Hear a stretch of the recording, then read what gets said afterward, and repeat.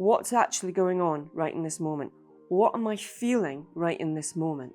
What is it that this person is doing that's making me feel uncomfortable? What's driving these dynamics? What's causing either conflict or distance or separation? When it's attachment, it's usually behavior first and then, oh my goodness, what was that about? Second. It might be our nervous systems that are really getting each other. And we could be drawn to people with similar trauma wounds to us. Hello everybody, I'm Katrina Morton. I'm a sensory-motor psychotherapist.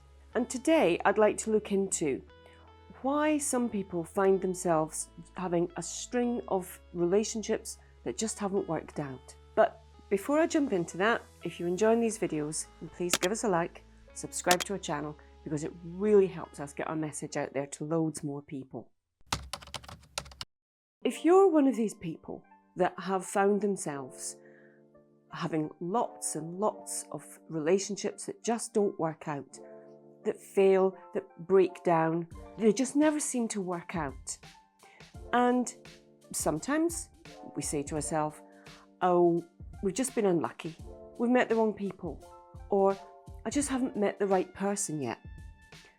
Those could all be true. Those things might be absolutely true.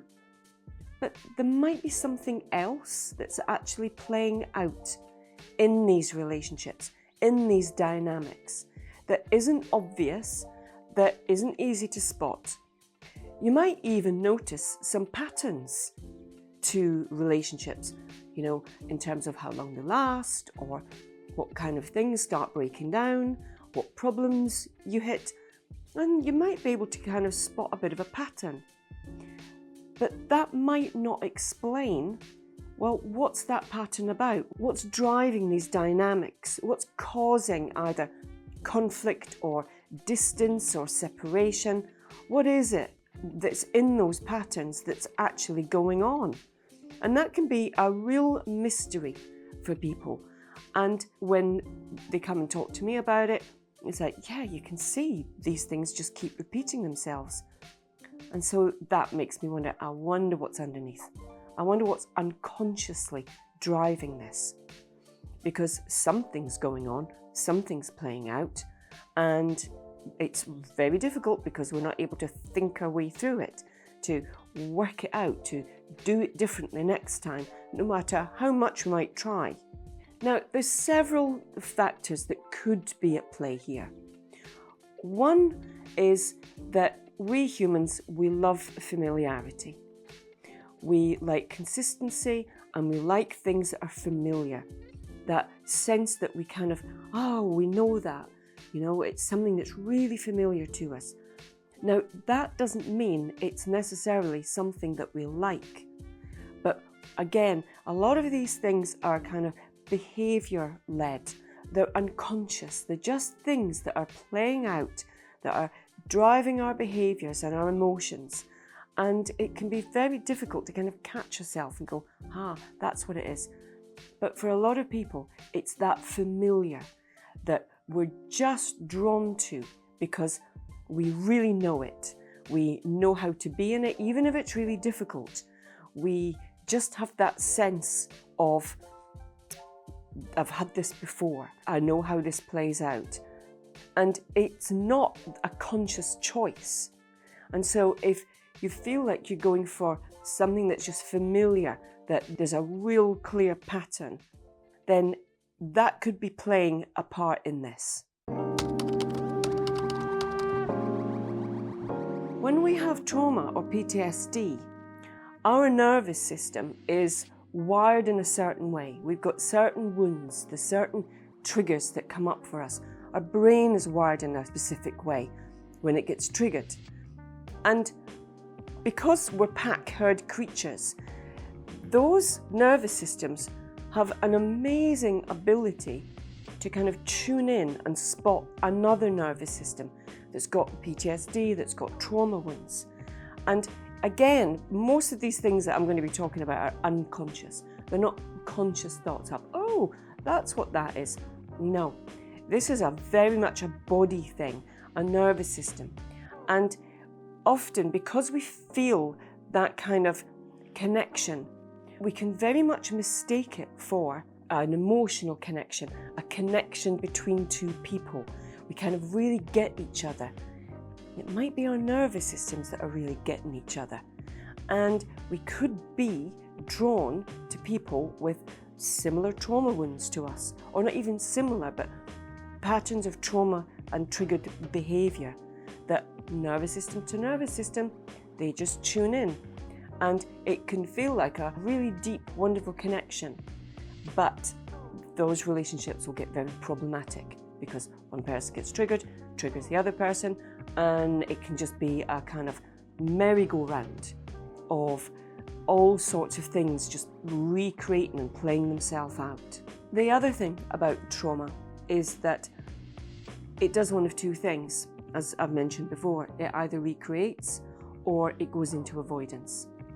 And with both of those things, then we can be very drawn to a certain type of person. So if we're recreating, there's something in these people that reminds us or has some level of trigger in our nervous system. And there's a number of theories about why we want to recreate, maybe to get a different outcome, or maybe because it's just familiar and it's this pattern of triggered behaviour that plays itself out. Or avoidance. There's something about that person that just sets my nervous system off or reminds me of a traumatic experience. Even if that person might be a really good person for me, if I'm avoidant to it, then I'm going to do everything I can to shut it down and to block it out and to not make that happen. The other thing that often plays itself out is attachment wounds. And if we look at ambivalent attachment, so we've had really good experiences of our needs being met emotionally, physically, and there's been a rupture.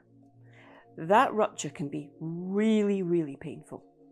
And it can create a wound so deep that we either crave a secure attachment and will do just about anything to get it and to hold on to it. And that can feel, from the person on the receiving end, just like way too much. Or if that rupture has meant that, and again, unconscious, we go, I am never putting myself in that position again. I'm going to make sure that I don't get hurt like that again. Now, in a relationship, that can look very much like when things get really good, when things start to feel settled and safe and happy, that can set off alarm bells for our attachment wounds. And attachment wounds are very closely linked in to trauma wounds. We can start feeling really uneasy. No reason, nothing logical in the present moment to actually say why I'm starting to feel uneasy or unsafe. And if we have belief systems that say, things always go wrong or nothing ever works out for me, then those things will be a self-fulfilling prophecy. We have to believe them, we have to make them real because it's our whole essence.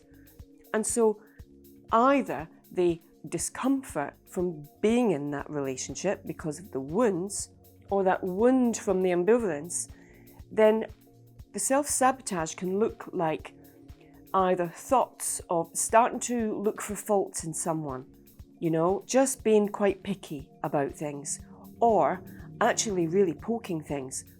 I know it's all going to go wrong, so I'm going to be in control and I'm going to make that happen. Not conscious thoughts. And we'll often self-sabotage. We'll make dramas. We'll create arguments. Or we'll pull away and get distant and cold and disconnected. And again, the person on the receiving end can often make no sense because there's nothing in the present moment, nothing that just happened that actually has caused this. And often, the conversation will go, well, what's the matter? What's going on? I don't know. And we'll make a reason for it. We have to make sense of these things because they're really happening. They're really playing out. And we'll look for excuses or reasons that actually, without these wounds, those things would probably not even be a blip, not be an issue. But we hang things on that. And if you are aware that arguments just keep happening, or there's, distance, coldness creeps into relationships, then very likely that that's an attachment wound that's playing out. People with a secure attachment feel really safe and secure. That's their familiarity. And so they're really comfortable with that level of closeness and openness. But if you've had things in your past that's made you feel vulnerable when you've got closeness, or if you've had a disorganized attachment that says you have to be in close proximity to somebody that's dangerous, then the close proximity can spark off these wounds and recreate those old patterns of behaviour. And when it's attachment, it's usually behaviour first, and then, oh my goodness, what was that about? Second. And that's always a bit of a clue. Is it an attachment wound, or is it some of these other things? And there can be a whole number of things, but I'm just covering some of the big ones, the main ones that I encounter with people on a very regular basis. So what can we do about this? Having an understanding of what's actually going on, that can make a massive difference, because instead of playing the kind of blame game on ourselves or on someone else and attaching it to things that actually that's not what's going on here, that's not what's causing the problem. When we can have a greater understanding of what might be playing itself out, then it allows us to be a bit more compassionate about ourselves, curious about this, massively important, and learn to start observing ourselves.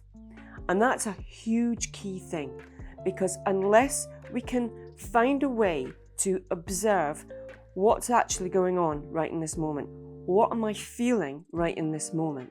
What is it that this person is doing that's making me feel uncomfortable? How do I know I'm uncomfortable?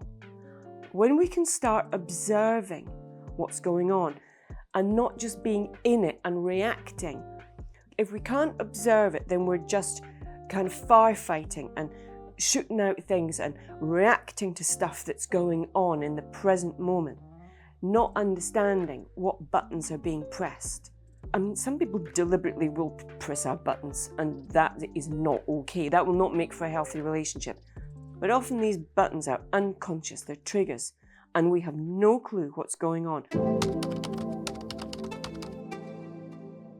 When we can learn to observe ourselves, and that can be doing things like body scans, or doing some breathing techniques, or just sitting and observing the way that your body's breathing right now, learning, instead of just being in it, to be the observer of it. And it's a really good tool, because what it allows us to do is kind of give ourselves almost a third-person view of, in this dynamic that's going on right now, what's being passed backwards and forwards? What am I experiencing, and what am I projecting out? And, when we can kind of take a little step back, we can ask the person that we're in a relationship with to help us to do this, to say, oh, either I'm feeling something coming at me, or I'm sensing a distance, or, just bringing it to the conscious with no blaming and no shaming, just being curious and bringing what's unconscious to the conscious.